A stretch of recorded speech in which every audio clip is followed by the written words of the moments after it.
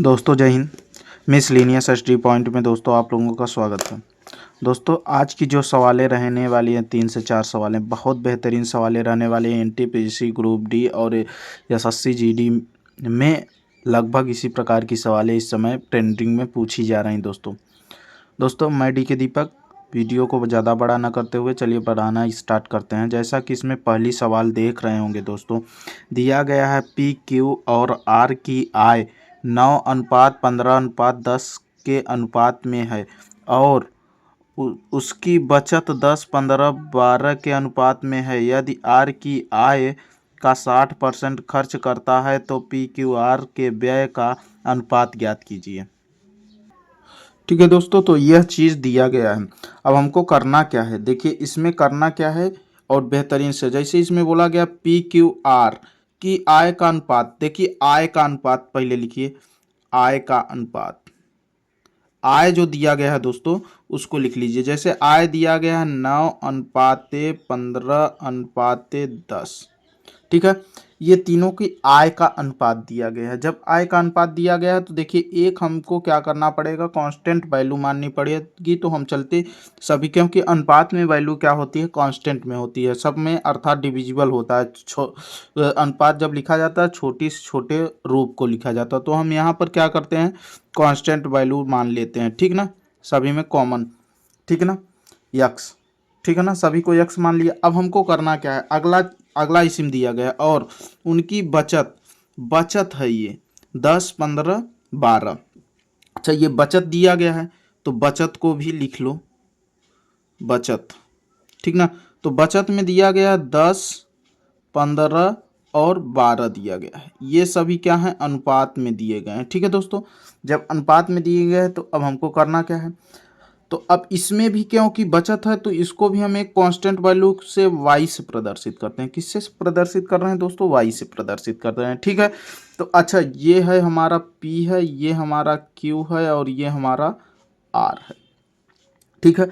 और बोला जा रहा है, अच्छा इसमें और बोला जा रहा है, यदि r अपनी आय का 60% खर्च करता है, मान लीजिए r की पूरा कितना कमा रहा होगा, r 100% कमा रहा होगा, जिसमें से वह कितना खर्च कर रहा है, बोला जा रहा है यहाँ पर आर की आय का खर्च 60% है। कितना है, 60%। तो हमने 60% उसकी खर्च निकाल दिया। जब 60% खर्च निकाल दिया तो बच कितना रहा है, अर्थात बचा कितना रहा है, 40% बचा रहा है। कितना बचा रहा है दोस्तों, 40%। अर्थात वह 40% बचा रहा है अपनी आय का। तो उसकी आय कितनी है, 10 ना, 10x का 40% बचा रहा है तो 40% अर्थात परसेंट का चिन्ह हटेगा, बटे 100 लगेगा, बराबर। अब यहाँ परसेंट हटा दीजिए, ठीक है ना, बराबर क्या हो जाएगा, यह उसकी बचत है। तो टोटल 40% बचा रहा है तो ये बचत है, बराबर हम क्या लिखेंगे, 12y। यह बचत 12 है, बचा रहा है। तो अब इसको जब सॉल्व करेंगे 0 0 कट जाएगा, ठीक। अब 4 एकम 4 अर्थात 4x बराबर 12y।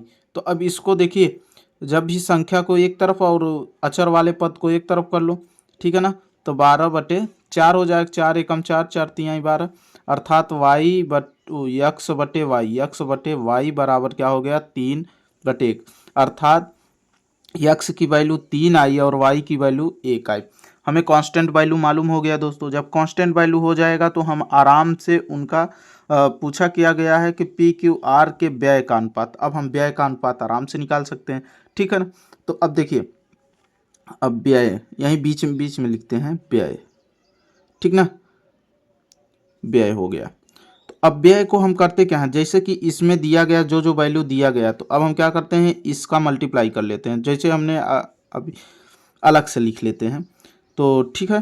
तो जैसे हम यहाँ पर करते हैं कि x की वैल्यू 3 आई तो 9 तिरिक 27 PQR ऐसे लिख लीजिए, ठीक ना। तो अब यहाँ x की वैल्यू 3 है तो सभी में 3 से क्या करेंगे, मल्टीप्लाई कर देंगे। 9 तिरिक 27 हो जाएगा, 15 तियाँ 45 हो जाएगा दोस्तों, और 10 तियाँ 30 हो जाएगा। इतना क्लियर हो गया। अच्छा जब इतना क्लियर हो गया तो अब बचत का भी वैल्यू मालूम हो गया है। तो बचत यही रखना है, वाई में अगर 1 से मल्टीप्लाई करेंगे तो सबकी वैल्यू सेम वही रहने वाली है, ठीक है ना। यहाँ 15 आ जाएगा, यहाँ कितना आ जाएगा, 12 आ जाएगा। अब इनका क्या निकालना है, बचत निकाल देना है, अर्थात माइनस कर देना है सबको। तो यह क्या हो जाएगा, 17 हो जाएगा। अनुपात में यहाँ अगर माइनस करेंगे तो क्या हो जाएगा, 0 3 30 हो जाएगा। यहाँ माइनस करेंगे तो 8 आ जाएगा और 1 आ जाएगा। अर्थात दोस्तों देखिए ये हमारा बचत आ गया, बचत बचत। अर्थात देखिए ये आय थी, अर्थात आर 30 रुपये कमा रहा है, 12 रुपये खर्च कर रहा है, तो बचा कितना रहा है, 18 रुपये बचा रहा है। उसी तरीके से 45 क्यों जो है 45 रुपये कमा रहा है, 15 रुपये खर्च कर रहा है, तो 30 रुपये बचा रहा है। पी भी उसी तरीके 27 रुपये कमा रहा है, 10 रुपये खर्च कर रहा है, 17 रुपये बचा रहा है। तो दोस्तों हमारा आंसर आ गया है, यही बचत पूछा था, इसी में पूछा गया कि व्यय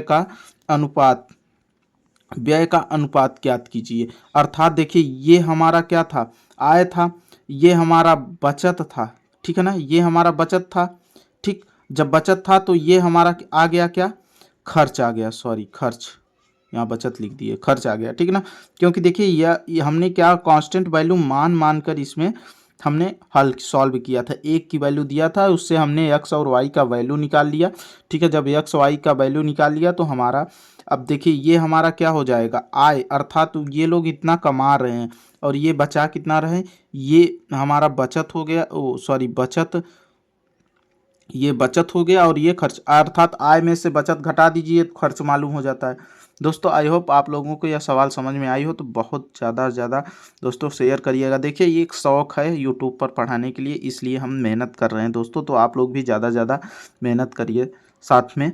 ठीक है दोस्तों, तो हमारा आंसर कौन सा होने वाला है, ऑप्शन सॉरी गलत दे दिए हैं शायद, तो ऑप्शन यहाँ पर 80 नहीं होगा, यहाँ 18 कर लीजिएगा। ठीक है दोस्तों, तो ऑप्शन हमारा यही हो जाएगा, ठीक ना, ऑप्शन नंबर बी हो जाएगा। अगली सवाल की बात करते हैं, और हाँ ये दोस्तों आरआरबी 2018 में आया हुआ प्रश्न है। ठीक है दोस्तों, अगली सवाल की बात करते हैं, यह भी सवाल पेपर में आया हुआ दोस्तों है। जैसे इसमें दिया गया है, यदि 5 + 4 रूट 3 बटे 2 रूट 3 + 3 बराबर a - b/√3 हो तो a + b का मान ज्ञात कीजिए। बहुत सिंपल सवाल है, बहुत अच्छी सवाल है दोस्तों, चलिए इसको सॉल्व करते हैं। इसमें जैसे पहली वैल्यू दिया गया तो हम इसका सिर्फ LHS लेकर हल करते हैं। LHS लेकर हल करेंगे तो +4 रूट 3 हो जाएगा बटे 2 रूट 3 +3। अब देखिए हमें करना क्या रहता है कि जब ऐसी वैल्यू दी जाए तो हमें हमेशा हर का परमेयीकरण करना रहता है। तो जैसे ये वैल्यू हो गई तो अब इसके अपोजिट चिन्ह सेम वही रहेगा, अपोजिट चिन्ह वही होता है परमेयीकरण। तो 2 रूट 3, अब यहाँ प्लस था तो हम यहाँ कर देंगे क्या, -3 कर दिया हमने, ठीक है ना। अब सेम वही वैल्यू यहाँ पर लगी पुटअप कर देंगे, बस जो यहाँ किए हैं वही यहीं, इससे क्या होगा कि इसके मान में कोई परिवर्तन भी नहीं होने वाला है। ठीक है दोस्तों, तो आइए अब इसको सॉल्व जब करेंगे तो अब देखिए जब इसका मल्टीप्लाई इसमें और इसका इसमें कर देंगे तो देखिए कैसा बन जाएगा। इसको जब हल करेंगे तो देखिए 5 दूनी 10, 10 रूट 3 हो जाएगा, फिर 5 तिहाई 15 हो जाएगा, ठीक है ना। अब इससे प्लस इससे मल्टीप्लाई करेंगे तो प्लस हो जाएगा, 4 दूनी 8, अच्छा 8 हो जाएगा, √3 में √3 का गुणा करेंगे तो गुणित 3 आ जाएगा।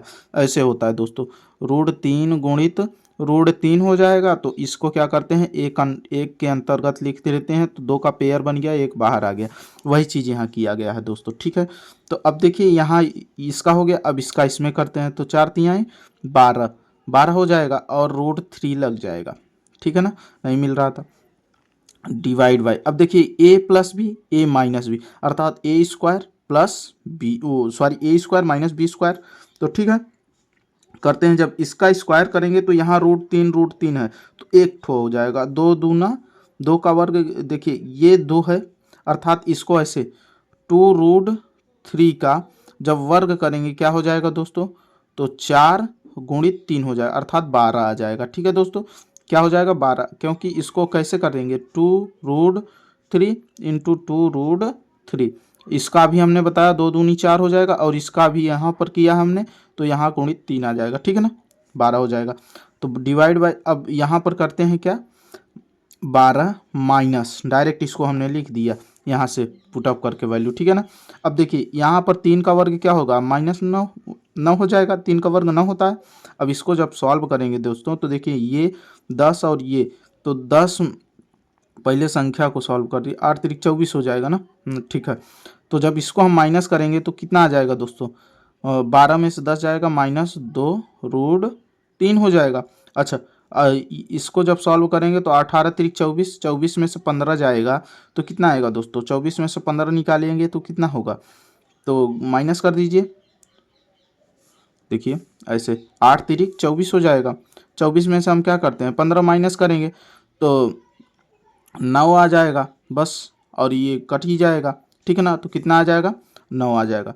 लेकिन यहाँ प्लस में ना हो, क्योंकि प्लस वाली संख्या बड़ी रहने वाली है। ठीक है ना, बटे 12 में से 9 जाएगा, 3 आ जाएगा। तो हम इसको ऐसे लिख सकते हैं, प्लस वाला पहले लिख देते हैं और माइनस वाला, अब सॉरी माइनस आ जाएगा तो 2√3 बटे 3 हो जाएगा, ऐसे लिख सकते हैं। ठीक है दोस्तों, तो अब हमें देखिए पुटअप क्या करना था, हमें यही सिद्ध करना था। देखिए ये, अच्छा जब इसको हम और हल करेंगे तो इसको हम लिख सकते हैं 9/3 माइनस 2√3/3 हो जाएगा। तो 3 एकम 3, 3 तिरिका 9, अर्थात इसका वैल्यू 3 हो जाएगा, -2√3/3, अर्थात ये देखिए इसी रूप में लगभग मिल रहा है, इसी रूप में, अर्थात ए के स्थान पर क्या है 3 है और बी के स्थान पर 2√3 है, माइनस अपने स्थान पर ही। तो हमें ए प्लस बी की वैल्यू पूछी गई है, तो ए प्लस बी की वैल्यू निकाल लीजिए। तो 3, ठीक है ना, तो ए प्लस बी की जब वैल्यू निकालेंगे हम, कुछ मिस्टेक हो रहा है क्या,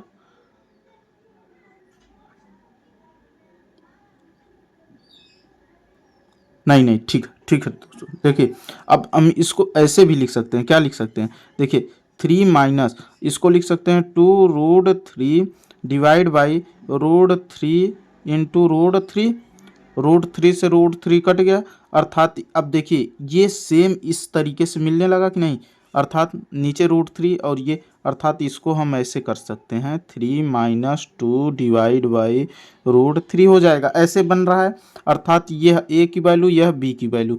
तो हमसे पूछा गया है सवाल में ए प्लस बी का मान, तो ए प्लस बी का मान, अर्थात ए का मान 3 है और बी का मान कितना है 2 है, तो 3 2 5 हो गया, कितना हो जाएगा 5। बहुत अच्छी सवाल थी, शानदार सवाल थी दोस्तों। अगर इसको सॉल्व करना होता तो हम बहुत आसानी से सरल तरीके से सॉल्व कर सकते थे, इतना हमको आपको बताना था, इस वजह से हमने इतना समय लिया इस सवाल में। ठीक है दोस्तों, अगली सवाल की बात किया जाए, बहुत शानदार सवाल हैं दोस्तों। ये सभी सवालों को कराने का मतलब यही है कि आप लोग इन सवालों से प्रिपेयर्ड हो जाइए, क्योंकि ये सवालें आ रही हैं। अब जैसे ये सवाल दी गई, बहुत शानदार सवाल है दोस्तों, बहुत ही अच्छी सवाल है। दिया गया है, दी गई आकृति में एडी माध्य है, ठीक है ना, तो एडी क्या है, यहाँ पर दिया गया है माध्य, किसका माध्य, ए बी और ए सी, अर्थात ये दोनों समान भुजाएं हैं। हाँ, अर्थात ऐसा त्रिभुज जिसके आमने सामने के भुजा बराबर हो उसे समबाहु त्रिभुज कहते हैं, ये आपको मालूम है। तो अब समबाहु त्रिभुज की जो बीच वाली रेखा होती है, अर्थात माध्य बिंदु, माध्य रेखा होती है, ये हमेशा दो बराबर सम कोण में इसे डिवाइड करती है। जैसे यहाँ पर देखिए 90 अंश का कोण बन रहा है, ठीक है ना। तो अब यहाँ पर हमसे पूछा क्या गया है कि, और यहाँ पर दिया गया कोण ए सी बी, अर्थात ऐसे ए सी बी बराबर कितना दिया गया है, 30 अंश दिया गया, पूरा कोण दिया गया।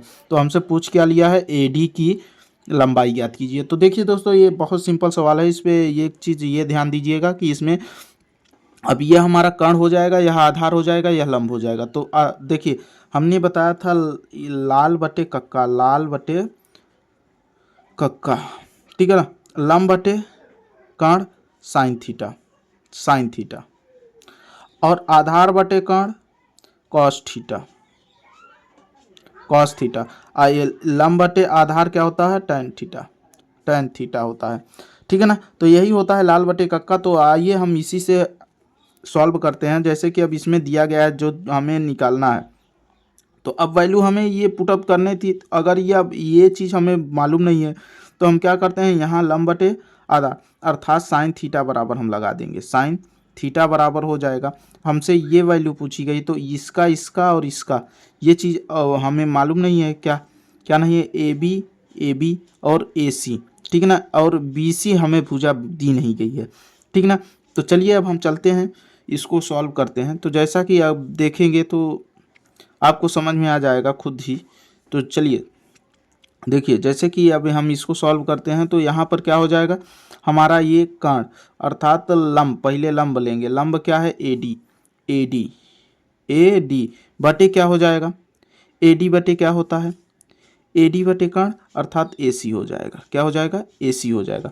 तो अब हमें थीटा का मान कितना दिया गया, 30 अंश, तो साइन 30 अंश, ओ सॉरी 30 अंश बराबर ए डी की वैल्यू मालूम नहीं है, ए डी ऐसे रख दो, ठीक है ना। ए सी की वैल्यू कितना दिया गया, 6 दिया गया। असाइन 30 अंश का मान कितना होता है, 1/2 बराबर ए डी बटे क्या हो जाएगा 6, 2 एकम 2, 2 तिहाई 6, अर्थात 3 उधर चला जाएगा, तो 3 बराबर ए डी, अर्थात ए डी की वैल्यू पूछा गया था, तो ए डी की वैल्यू कितना आ जाएगी, 3 सेंटीमीटर। ठीक है दोस्तों, तो आई होप आप लोगों को समझ में आ गया होगा दोस्तों। अगर आपको समझ में आ गया है दोस्तों तो वीडियो को ज़्यादा से ज़्यादा शेयर करिएगा। हमने बताया कि यूट्यूब पर पढ़ाने का सिर्फ शौक़ है, और शौक़ की वजह से दोस्तों अगर आप लोग क्या करते हैं, वीडियो को ज़्यादा से ज़्यादा शेयर कर देंगे और चैनल को सब्सक्राइब कर देंगे तो थोड़ा हमें भी मनोबल मिलेगा, और बेहतरीन से बेहतरीन सवालें कराने के लिए प्रयत्न रहूँगा दोस्तों। जय हिंद।